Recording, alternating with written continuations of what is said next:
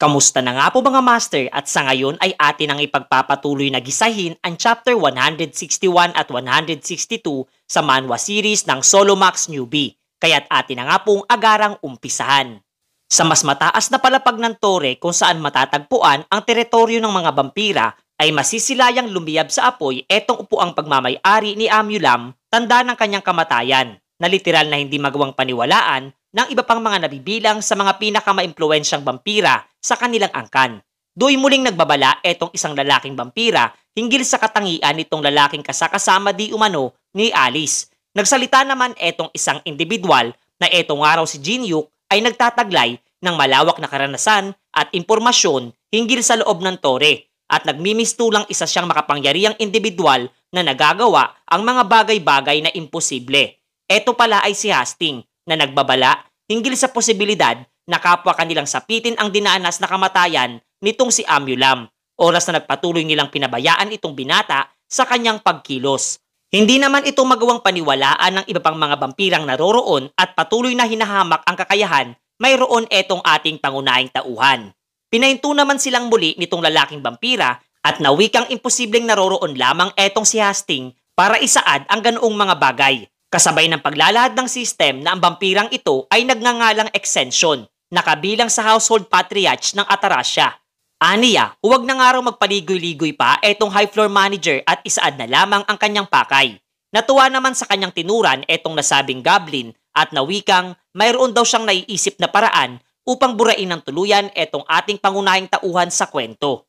Hindi naman ito maunawaan ni Extension, sapagkat ang pinakalayunin nga daw ng mga kagaya nitong high floor manager ay ang panatilihin ang balanse sa loob ng tore, na muli namang sinagot nito na ang pagkilos nga daw niyang isinasagawa sa ngayon ay para sa kapakanan ng lahat at mga kagaya nila. Gayon din, mapanatili ang balanse sa kapangyarihan sa loob ng Tower of Trials mga master.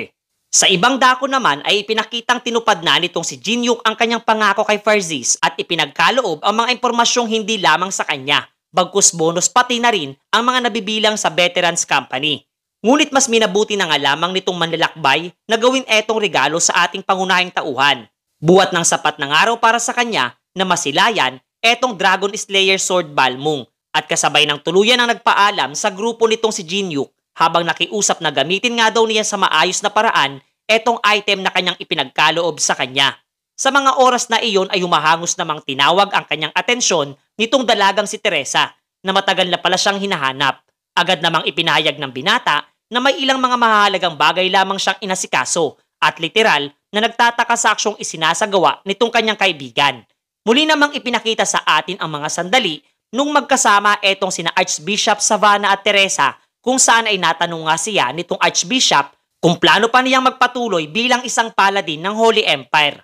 Alam nga nitong si Savannah na mas lalo pang lalakas etong dalaga, oras na nagawa niyang kumuha ng second class. Subalit maraming bagay nga daw ang kinakailangan niyang isuko para dito, kabilang na ang bumuo ng sariling pamilya, katulad ng nangyari sa kanilang dalawa ni Penymere na talagang alaala na lamang ang lahat.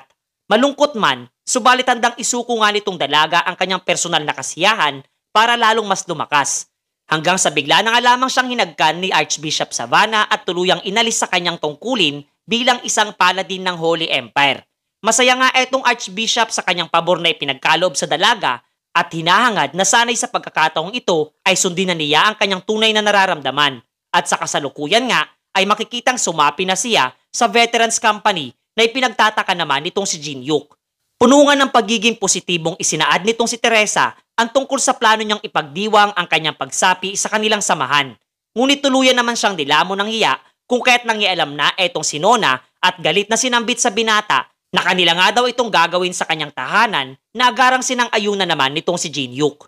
Ilang araw pang lumipas matapos ang lahat ng kanilang pakikipaglaban ay makikitang tinahak nitong sina Alice ang tahanan, mayroon etong dalaga na bahagya nitong pinuri sapagkat literal na naninirahan etong dalaga sa isang napakalaking mansyon. Agad naman silang pinapasok dito at masayang sinalubong nitong si Teresa. Naroroon nga din etong sina Andrea, Wuliang at Bellius. Habang maging etong si Ophelia ay sinama na rin nila na hindi naman nakilala nitong dalaga na bagyang palim itong nadidismaya buwat sa kanyang pagiging ulyanin. Do'y masayang binati nga silang lahat nitong ama ng dalaga na nagngangalang Dustin, lalo na etong binata. Pinuri nga niya etong itinuturing na bayani na nagligtas ng Europa. At literal na napakaraming magagandang bagay nga daw ang inilahad nitong kanyang anak hinggil kay Jin-Hyuk. Ngunit do'y kapwa seryosong nasambit din itong si Mr. Dustin na dapat na silang maging seryoso sa kanilang pag-uusap tungkol sa kung kailan niya planong pakasalan etong kanyang anak na dalaga. Nakapa nga din na bigla sa kanyang payag na binitawan. Agad nga niyang hinila ang kanyang ama papalayo sa ating pangunahing tauhan at pansamantalang kanila nga daw di umanong pag-uusapan ang tungkol sa mga pagkain kanilang ihahanda para sa kanilang lahat na ipinagtaka nitong sina Alice na masilayan mga master. Maya-maya ay kapag dumating na rin etong kanyang dakilang stalker kasama ang 4 pa niyang mga alagad. Maging kahit nga etong 2 sadistang magkapatid na hindi imbitado ay sumulpot din sa naturang kasiyahan. Samantalang etong kapwa sina Yoyunwa at Lee Tae-min ang mga pinakahuling dumating sa nasabing gawain. Do'y nagsimula na rin etong si Jin-Hyuk na batiin at ilahad sa kanilang lahat na bilang mga miyembro ng Veterans Company na ito ang tamang pagkakataon upang silang lahat ay makilala ang bawat isa at masiyang na wikang kanila na nga daw uumpisahan ang unang workshop ng kanilang samahan. Masaya nga ang lahat sa iba't ibang mga inihanda nilang laro, gayon din maging sa mga katakam-takam na pagkain. Habang napansin nga ni Teresa na pansamantalang lumabas etong ating pangunahing tauhan na tinak sa kasalukuyan ang balkonahe ng kanilang napakalawak na mansyon. Nasisiyahan nga etong si Jin-Hyuk sa mga nangyayari habang minabuti na rin niyang alamin ang mga pabuyang kanyang nakuha mula sa pagpaslang kay Amulam na tinatawag na Seal of De Casus na nagagawang buksan ang lokasyon ng kayamanang tinataglay ng pamilyang De Casus at gamit nga ang isang dice na siyang tutukoy sa kung anong item ang maaari niyang mapasakamay at ang pabuyang kanyang nakuha nga ay isang obra maestrang tinatawag na Where the Silence Sips na ayon pa nga sa system na tangi ang nagawang makumpleto ang ilang bahagdan ng kaalaman tungkol sa lost language ang siyang makakatukoy sa tunay na halaga ng naturang painting. Napuna naman doon nitong si Jin-Hyuk ang sunod-sunod na mga pabor na kanyang nakukuha at nagsisimula ng pagdudahan ang lahat ng mga nangyayari na tila ba mayroong tumutulong sa kanya sa bawat pagkilos na kanyang isinasagawa upang magawang makumpleto ang tinatawag na lost language hanggang sa ang kanyang pagninilay-nilay ay biglang nahinto at literal na labis niyang ikinagulat nung kanyang mabasa ang isang mensahe mula sa system na nagsasaad na mukha nga raw na uunawaan na nitong ating pangunahing tauhan ang lahat ng mga nangyayari sa kasalukuyan mga master. Literal na napahinto nga sa kanyang pagkilos etong si Jin-Hyuk habang isang tawag ang kanya natanggap mula sa isang misteryosong individual. Ayon pa nga dito na hindi nga raw kinakailangang mabahala etong binata sapagkat hindi nito gustong saktan ang isang kagaya niya. Ayon pa nga dito na matagal na nga daw nilang sinusubaybayan etong si Jin-Hyuk na mas lalo nitong ipinagtaka kasabay ng paglalahad na sila nga daw ang siyang lumika ng larong Tower of Trials. Habang sa mga oras na iyon ay patuloy namang hinahanap nitong si Teresa kung nasaan etong binata.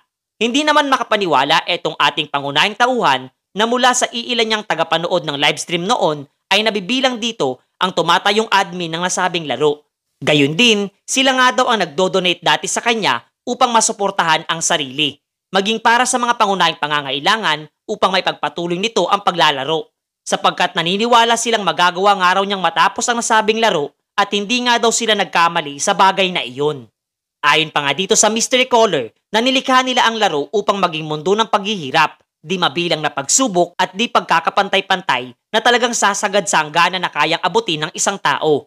Subalit taliwas nga dito ang kanilang nasilayan sa isang kagaya niya. Bagkus mas lalo nga lamang daw itong ikinatuwa nitong ating pangunahing tauhan at naging unang manlalarong nagawang i-clear lahat ng palapag mayroon ang larong Tower of Trials. Doon na pagtanto nitong binata na maging ang mga clue tungkol sa forgotten language ay tiyak na sila din ang may pakana at natanong kung ano ang nais ng mga ito mula sa kanya. Na sinagot namang nais nga daw nilang muling magawang umakyat at maabot ang pinakatuktok ng tore nitong binata at kapag ito'y tinanggihan niya ay nangangahulugan lamang na nalalapit na ang napipintong katapusan ng sangkatauhan mga master. Pagkatapos noon ay masisilayang dumating mula sa kanyang likurang bahagi etong si Alice at nagtanong dito kay Jin-Hyuk kung ano ang ginagawa niya. Do'y mas minabuti nga nitong binata na ilihim na lamang ang kanyang natuklasan at tanging ilahad na lamang sa kanya na tiningnan di umano ang mga pabuyang kanyang nakuha matapos napaslangin etong si Amulam. Do'y masisilayan ang kasiyang nadarama nitong babaeng vampira matapos nga daw ang kanilang nagawa sa isa sa 6 na patriarch ng kanilang lahi na nagtraidor sa kanya. Sinang-ayun na naman siya ni Jin-Hyuk at isinaad na kaniya nga daw tinupad lamang ang kanyang pangako para dito kay Alice. Sa ibang dako naman ay patuloy pa rin etong si Teresa na hinahanap etong binata na kapwa kinukulit nitong si Nona hanggang sa kanyang napuna ang liwanag na nagmumula sa labas na bahagi ng kanilang mansyon. Iniisip nga nitong si Jinyuk na noong naglalaro pa lamang siya ng Tower of Trials ay tanging mayroon lamang siyang 20 taong sumusubaybay sa kanya at nagbibigay ng mga donasyon upang matustusan ang pangangailangan sa araw-araw. At ang mga letrang IAWNH na kapwa kanyang nakita sa misteryosong tawag na kanyang natanggap ay kanya ding agad na napagtanto na nangangahulugang I always welcome a new hero. At literal na isa nga daw itong masugid na tagapanood ng kanyang livestream. Muli namang naputol ang kanyang pagmumuni-muni buhat ng nasambit nitong si Alice na alam nga daw niyang tutuparin nitong si Jinyuk ang kanyang binitawang pangako at napuna ang tila ba pangamba sa pagmumuka nitong binata kaya't kanyang isinaad na maaari nga daw ilahad nitong si Jinyuk kung anuman ang gumagambala sa kanyang isipan, lalo na't siya lamang ang taong lubha niyang pinagkakatiwalaan na ikinatuwa namang marinig ng ating pangunahing tauhan at kapwa kanyang ipinagpasalamat. Ang kanilang naging interaksyon nga at pag-uusap ay naririnig pala nitong si Teresa mula sa di kalayuan na mas minabuting hindi na lamang lumapit sa kanila na talagang hindi kinatuwa nitong isa pa niyang pagkatao. Makaraan ang kanilang pagdiriwang ay ating masisilayan ang isang eroplano na kasalukuyang sinasakyan nitong sina Jinyuk. Masaya nga siya matapos ang kanilang isinagawang workshop upang mas mapalalim pa ang ugnayan ng kanilang mga miyembro sa isa't isa na isang napakahalagang susi upang mas maging produktibo. Kasabay na kanyang muling naisip ang naging paalala nitong mystery caller na pakatatandaan nga daw nitong binata na ang ika-15 palapag ng tore ay naiiba na kumpara sa nakaraan. Taimtim nga siyang nag-iisip, ngunit hindi naman labis na nangangamba habang pinagmamasdan etong sadistang magkapatid, si Andrea, si Wuliang, kasama na etong sina Goguma at Alice. Nawika nga niyang alam daw niyang hindi lamang ang nasa tore ang nagbago matapos ang lahat ng mga nangyari mga master. Matapos ang kanilang mahabang paglalakbay ay ipinakita sa atin ang bahay nitong si Yoyunwa. Habang do'y masisilayang nag-uusap naman etong sina Jinyuk at ang lolo nitong kanyang kaibigan na walang iba kundi si Mr. Yo Chon-yong. Agad namang napuna nitong binata ang pagbabago sa klase ng manang tinataglay nitong lolo ng kanyang kaibigan na isinaad nga ring nagsimula na nga raw siyang maglakbay sa loob ng tore. Nauunawaan nga raw niyang posibleng magtaglay ng kakaibang kapangyarihan ang isang individual mula sa kakaibang sistem ng tore. Masayang-masaya nga etong binata buhat sa kanyang matagumpay na naikayat ito sa kanyang panig sapagkat kasalukuyang kahit hindi pa nga daw ito kumukuha ng pagsusulit para sa mga awakener ay kanyang agarang masasabi na ang lakas nitong tinataglay ay higit pa sa isang tinatawag na S-rank. Mukhang literal nga daw na ang mga taong nagpapahalaga sa martial arts ay sadyang itinadahan ng maging ganito kalakas at muling naalala etong kanyang matandang guro. Ayon naman sa lolo nitong si Yoyunwa na alam niyang hindi lamang ang makipagkwentuhan sa kanya ang pinakapakay nitong binata, kung kaya't mas mabuting ilahad na nito ang kanyang tunay na layunin. Kung kaya dooy agarang inihayag nitong ating pangunahing tauhan na nais niyang isama ang kanyang apo patungo sa ika-15 palapag ng tore, na ayon naman kay Mr. Yo Chon-yong na hindi na niya kinakailangan pang humingi ng permiso hinggil sa nasabing bagay. Ngunit maliban nga doon ay may nais pang ibang bagay na ilahad etong si Jinyuk. Eto namang dalawa niyang kaibigan ay patuloy lamang sa panginginain hanggang sa kanilang napuna na mukhang seryoso nga daw ang tinatalakay nitong binata at nitong matanda mula sa balkonahe. Ayon pa kay Yoyunwa na posibleng may kaugnayan ito hinggil sa ika-15 palapag ng tore na bagay ikinabahalang marinig nitong si Lee Tae-min buhat ng ang nasabing palapag nga raw ay ang tinatawag na Antichrist Tomb at sa lugar na iyon matatagpuan ang isa sa mga pinakabantog na boss na kilala sa katawagang ang tumatangis na mangkukulam mga master.